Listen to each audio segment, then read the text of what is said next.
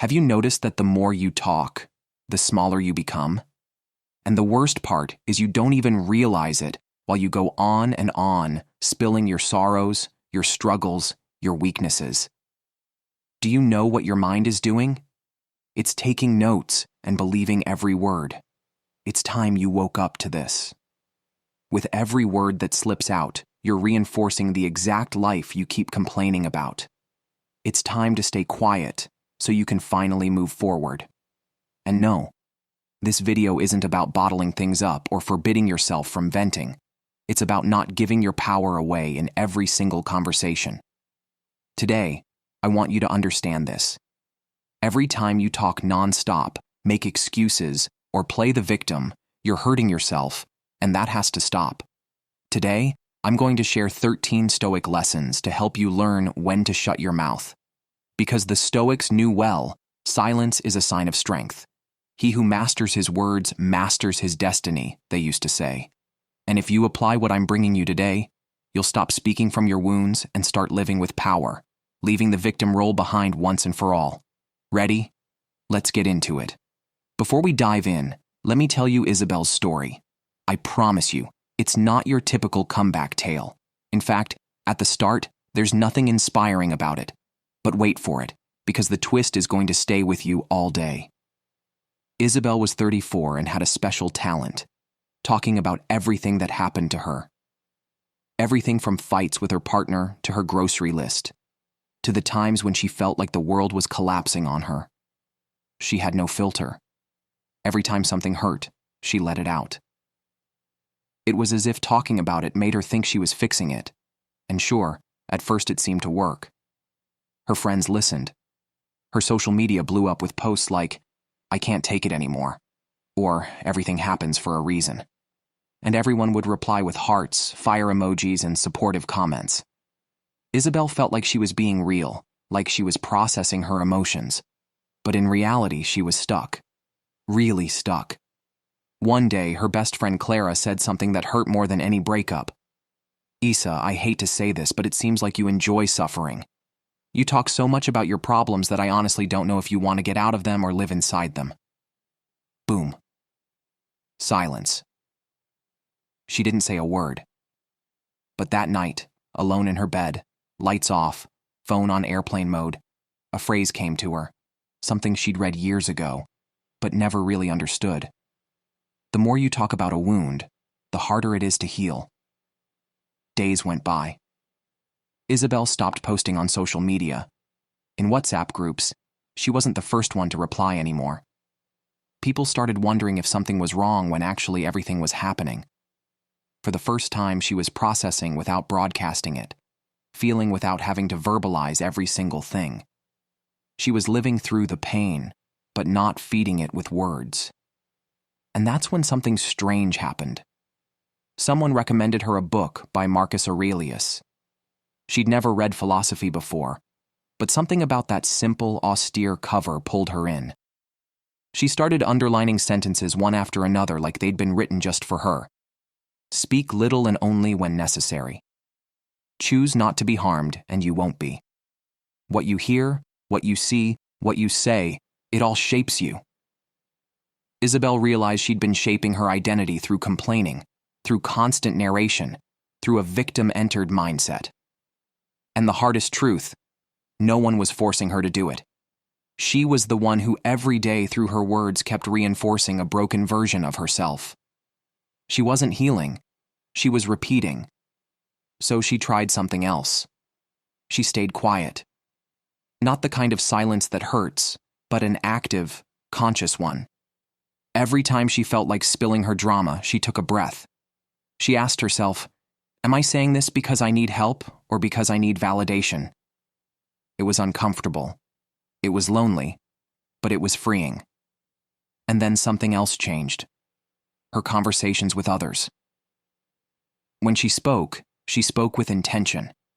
She no longer felt the need to say everything. And because of that, people truly listened, because it wasn't noise anymore. It was presence. The funny thing is, her problems didn't disappear. No, they're still there. But they're no longer the center of her life. Isabel no longer narrates her chaos. She acts on her rebuilding. And if you ask me what really changed her life, it wasn't just the silence. It was what that silence allowed her to access. She stopped telling herself a story she no longer wanted to star in. And that, my friend, that's Stoicism, even if no one ever called it that. Isabel realized it's not always about saying more. It's about embracing the power of silence, because when you stop repeating what hurts you, you start building what heals you. And that's exactly what you're about to discover now. Today you start living from your strength, not your wound. Let's begin. If you're getting value from this content, consider subscribing and becoming an exclusive member to access unique benefits, and tell us in the comments. Are you ready to stop telling everyone what's going on in your life, or just write, "I am a Stoic"? From today on, I will stop speaking from the wound. That'll be your personal commitment. 1. You speak badly about yourself, and the world takes note.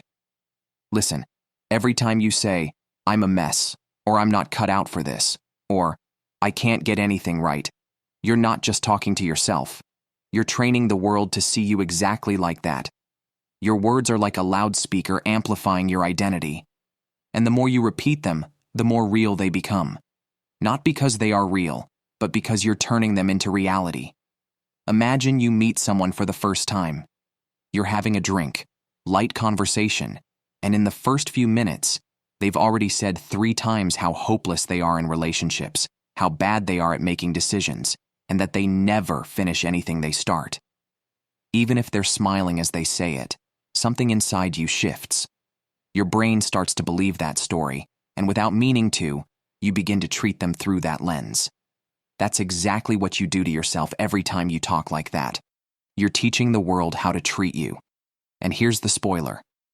In the process, you're also teaching yourself to treat you worse than you deserve. Let's be clear. Your words don't just describe, they define. They're like bricks. And every time you say something negative about yourself, you're building brick by brick the mental prison you'll feel trapped in later. The Stoics understood this over 2,000 years ago. To them, language wasn't decoration. It was a tool of power. Epictetus put it simply and directly. If people speak badly of you and it's true, fix yourself. If it's false, laugh. But here's the real question today. What if the one speaking badly about you is you? The Stoics taught us to choose our words carefully, especially when talking about ourselves. Choosing how to speak about yourself isn't some fluffy idea. It's one of the most direct ways to shape the person you're trying to become. They didn't think it was necessary to talk a lot, but when they did speak, they did it with intention.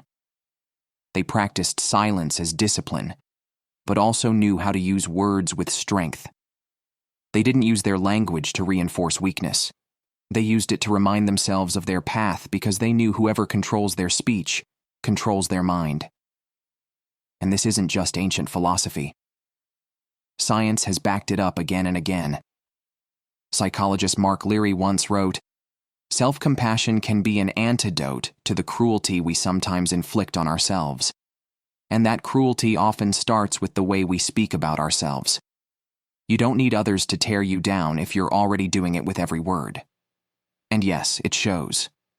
In fact, a study from Stanford University found that people who describe themselves using more positive language have higher levels of resilience, mental clarity, and motivation. Not because they're better people, but because they're reprogramming themselves through language. And that is a huge advantage, my friend. The way you talk about yourself is like the rudder of a ship. It might seem like a small thing, but it's what decides your direction. If you're always saying you're broken, lost, or limited, you'll keep going in circles. But if you change the rudder, you change your course. So, how do you apply this? First, change the script. When you catch yourself saying something negative about yourself, reframe it. It's not, "I'm a mess." It's, "I make mistakes sometimes, but I'm learning." That sentence doesn't weaken you. It pushes you forward. Second, stop using humor as an excuse to humiliate yourself. You're not the clumsy one or the one who never gets a date or the forever indecisive one. That might get a laugh for a second, but inside, it wears you down. And third, Speak up when someone labels you with an old version of yourself. If someone says, "You've always been like this," reply out loud or to yourself, "That was then. I'm in a different place now." Let them hear it, and let your mind hear it too. This isn't about speaking nicely. It's about speaking consciously, because if you don't rewrite the story you're telling, you'll stay stuck playing a role you've outgrown. And you know it. That's not the lead character you want to be. 2. Your change doesn't need an audience. Let me tell you a secret that most people seem to forget. Not everything you do has to be shared. You don't need to post a picture of every trip or a little video of how happy you were walking out of the dentist. I know it sounds strange in a world where everything ends up on social media. In fact, a lot of things are only done so they can be posted. But hear me out. Not everyone deserves access to your process, and not every change needs witnesses. Sometimes the best thing you can do for yourself is evolve without announcing it. Do you know why? Because when you talk too much about what you're doing, you run the risk of turning your change into a performance instead of something real.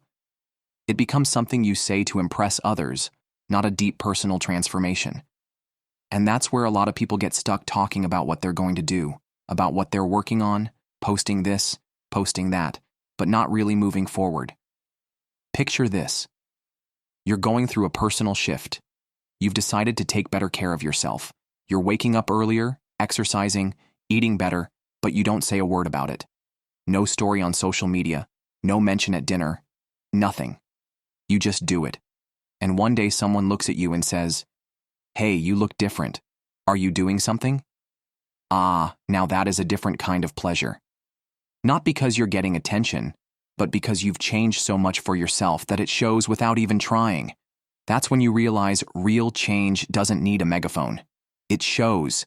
It resonates. It radiates. Silence doesn't weaken it. It strengthens it. The Stoics were firm believers in this. Epictetus summed it up in one line we should all have tattooed somewhere. Don't explain your philosophy. Embody it. Don't explain your evolution. Live it. Don't defend it. Don't justify every step you take. Just do it. Do it in peace calmly without looking for a pat on the back. Do it for you. The best way to prove you've changed isn't to go telling every person you pass on the street. It's to show it in your decisions. No drama, no show, just self-respect and consistency. Because real transformation is an inner decision. It doesn't need exposure. It needs commitment. It's packed with ideas, stories, and advice to help you navigate life with more wisdom and confidence.